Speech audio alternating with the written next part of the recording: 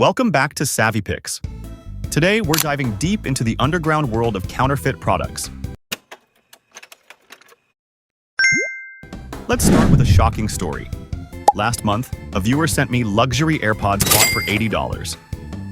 They looked perfect, until we checked the serial number. Spoiler, they were fake. So, how can you avoid these scams? First, inspect the packaging. Genuine brands use matte finishes, embossed logos, and crisp fonts. See this fake iPhone box? The Apple logo is too thin, and the text is pixelated. Next, price check. If it's 70% cheaper than retail, it's likely fake. But some scammers are sneaky. I found a discounted Dyson hairdryer priced at $250, original $400. Seems legit?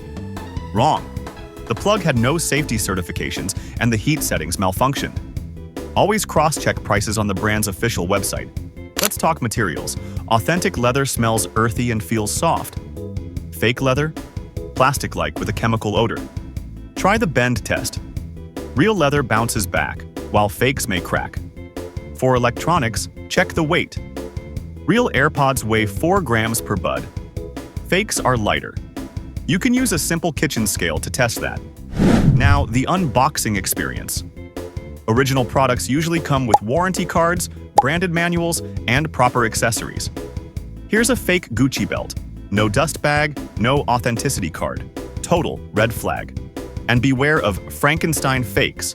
These are hybrids made of real and fake parts. One viewer sent a refurbished MacBook. The exterior was genuine, but the motherboard was a cheap replica. Use sites like checkfresh.com to verify Apple products. And on Amazon, always check who the item is sold by. If it's not the official store, be cautious. Here's a shocking fact. 1 in every 5 online reviews of fake products are written by bots. You can use fakespot.com to analyze review credibility. Finally, my golden rule, trust your gut. If a deal feels too good to be true, it probably is. Got a suspicious product? DM me photos. I might feature it in the next episode. Don't forget to like and subscribe for more anti-scam content.